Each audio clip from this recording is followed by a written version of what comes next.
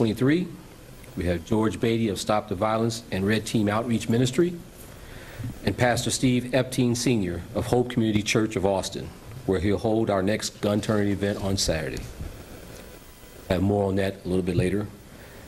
This weekend, families from all of Chicago came together on the South Side for the official return of the historic Bud Billiken Parade and back-to-school celebration.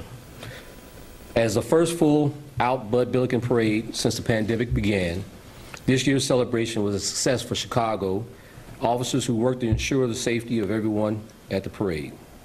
Every day, the Chicago Police Department works to enhance visibility, engagement, and collaboration. It's why the brave men and women who serve are dedicated to growing community trust. Because of the tireless efforts of our officers and involved community and city partners, Chicago continues to see declines in homicides and shootings. So far, for the month of August, we're down 30% in homicides compared to the same time in August of 2021. Citywide, year-to-date, we're down 17% in homicides and 18% in shootings compared to the same time last year. In the 55 beats, where more than half of the city's violent crime occurs, the number of homicides and shootings have also gone down. Since we began focusing our efforts in these areas, homicides are down 25% and shootings are down 31%.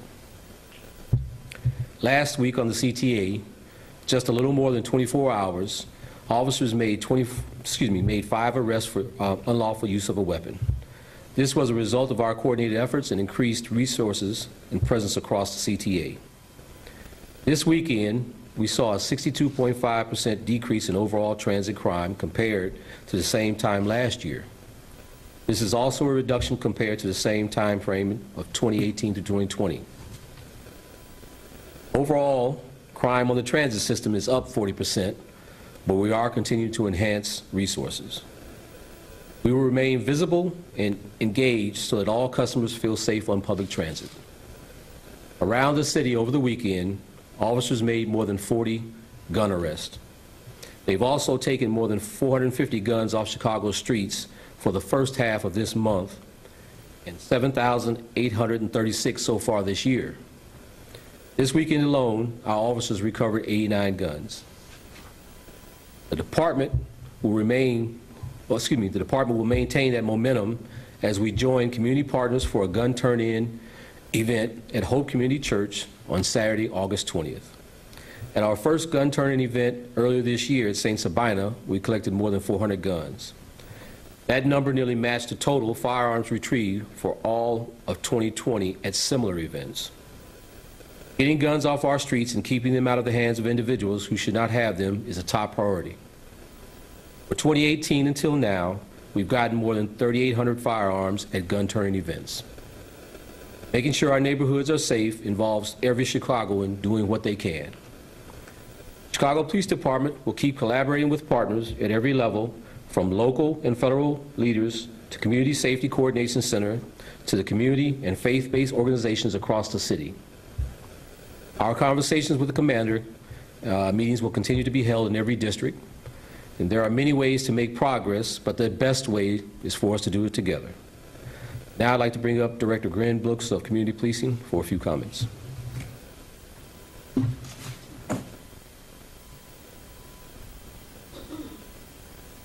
Good afternoon. Oh, good morning, sorry. Good morning. So we are very excited. This Saturday from 10 a.m. to 2 a.m. over at the 5900 West Iowa, which is a Hope Community Church, we'll be conducting our second gun turn-in for the summer. And here is an opportunity for everyday community members to contribute to the overall safety of their community by turning in those unwanted, unused weapons that they no longer want. And we always have to remember, guns are a product that lasts for decades and decades. It's not like a gallon of milk that spoils in a week. Those weapons in the house that aren't wanted, aren't being used, or somehow have found their ways into the house, those are the weapons that we are being used for suicides. Those are the weapons that are being stolen and used in other crimes. This is a responsible way for every single person to turn in that gun with no questions asked. That's important. It's important that we give the community an opportunity to turn in those weapons without any questions. Safety is our #1 goal. And we are very fortunate. Since the very beginning of the gun turn-in, we've collected over 30,000 guns have been turned in.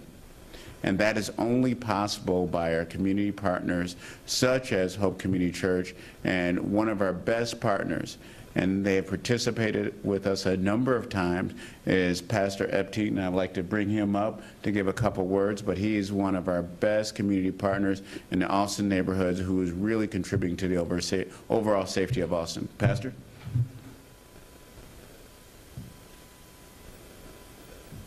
Thank you, Glenn. I just want to reiterate what Mr. Brooks has said. It is important for our communities to work together. As we are here today, many of the some of the stakeholders in our community, we have decided to orchestrate and organize in a way that causes us to depend on each other. And what we're seeing is that as we work together with all of our skill sets and all the things that we're doing, we work together and work in the areas that we know best, but we also depend on each other to make this difference. And us working together will make this difference. We're looking to have a lot of guns be turned in to make our community safer, because there is no neighborhood without neighbors working together. And I am excited about being a part and partnering with the Chicago Police Department to make this happen. Thank you. And with that, we'll take a few questions.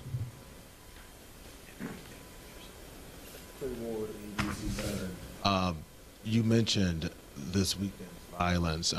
One incident in particular was captured on video, a hit and run on the south side. What can you comment about this investigation? There were reports that apparently a car was taken and towed. And can you comment on whether or not the suspect went to social media and apparently admitted to that hit and run? I'll bring up Chief of Detectives Brendan Deanahan to give you an update on that. So I understand that video is out there, and it's pretty horrific. So you know, this incident happens at 5 in the morning at 7041 South Jeffrey. So still an active and ongoing investigation. Yes, we have recovered the vehicle that was used to hit and kill those 3 individuals, but we do not have anybody in custody yet. And we're actually looking for some help with this one. So I know there's a lot of coverage on this. There were a lot of people out there. There were a lot of people that were inside the bar prior to this occurring. And we definitely believe that there's individuals who actually want to give us that information to name the suspect. So I would ask you know, for a little help from the community, and they can call Area 1 at 312-747-8380, or they could just go to cpdtip.com and provide that information anonymously. So the vehicle is recovered. I'm not going to comment on the social media and that part of it. What I can tell you is nobody's in custody at this time, but you know, we have the vehicle, but you can't charge your car with a crime, obviously. You know, we need to know who the driver was, and we know that people out there know that. So we do ask that people come forward and provide us that information, and then let us do the investigation to help bring, you know, some solace to some of these families. Where was that vehicle found? It was found 4 blocks away from the incident. Yep. Is there abandoned there, or? Well, that's where it was found. So now, like, once again, the investigation's ongoing. Like, you know, ditch first abandoned, but cars recovered. Another question on that. Mac Lederman with Block Club Chicago. Is this incident being investigated as a hate crime, and do we believe the car that ran through the people, was it an intentional attack? So once again, it's active and ongoing investigation. So I don't want to speculate. I mean, the video's out there. You can look at it. You know, it appears to be intentional, just based upon what everybody has seen. It's not being investigated at a hate crime at this time. We don't have any evidence to support that somebody was trying to harm these individuals, you know, because of their race, religion, et cetera, at this time, because we don't have the suspect in custody, and we don't have any information that somebody is stating that. So active, ongoing investigation, and that can change, you know, once we get more witnesses and the suspect in. Everything can change based upon those statements. Can you just give us some circumstances of what led up to this. It seemed like there was a handful of guys fighting in the middle of the street. Had they been at this bar, Jeffrey Pub, that's located nearby, from what you guys understand? Sure. So once again, I don't want to speculate too much. What it appears is there's the Jeffrey Pub there. Appears there was an argument inside that establishment that spills out onto the street, and then there's an ongoing altercation at that point. And then you can see that this individual gets into the car and then commits this horrific act. So we're working with the establishment at this time, but like I said, it happened at 0500 hours in the morning, actually yesterday. So we're just past 24 hours, and so we have a lot of work to do still. And could you give us any info about there was a retired police officer who was shot yesterday, I think possibly during a robbery. Could you give us any information about that investigation? Sure. So for that investigation, that one was on the 14th of August at just after 4 p.m. at 3815 West Crenshaw. I'm not going to give out the victim's name, but a retired police officer. He's sitting in his vehicle. Another vehicle pulls up. Two people exit, armed with a handgun, and they announce a robbery. And once they don't get any items from him or his vehicle, then it appears they want to take his car. At that point, there's an exchange of gunfire. He's struck, and we believe one of the suspects is struck as well. And there's an individual who showed up at a hospital much later. And once again, pretty active and ongoing investigation. We cannot put that individual at the scene at this time, but we believe this may be a person of interest based upon all the circumstantial information we have at this time. We still have a long way to go in that investigation. That's all. Well, I wanted to ask about a particular shooting on St. Lawrence, a teenager, 16-year-old shot. The narrative at the time, he was standing on the sidewalk and was shot in the chest. Could you add any more to that? Was he in a target? Was he caught in a crossfire? Sure. So I think for that one, that was on the 14th of August, also just after 4 p.m. at 131st in St. Lawrence, and it was a 16-year-old juvenile victim. So what we know at this time is that individual is near that residence when a car comes by, an SUV, and they exit and shoot and kill that individual. And then what we also know is there were some people on the block that returned fire at that SUV. So once again, detectives are investigating. We did a search warrant on a house where we recovered some handguns. I don't know at this time if that individual, it appears that he was definitely targeted based upon what we have, but is it, was it the wrong identity? Were they targeting that person? Were they trying to target somebody else? We don't know. The people obviously who returned fire at the SUV are not cooperating, and we don't have them identified yet. So it's an open, active homicide investigation with a lot of work to do. And once again, any help from the public, because we probably believe that people out there, know who was returning fire. That may help us, or they know who might be in this burgundy SUV. So any help would be appreciated.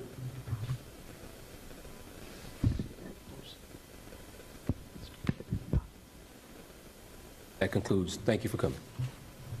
The activists and the pastor will be available for questions or comments if you should need to.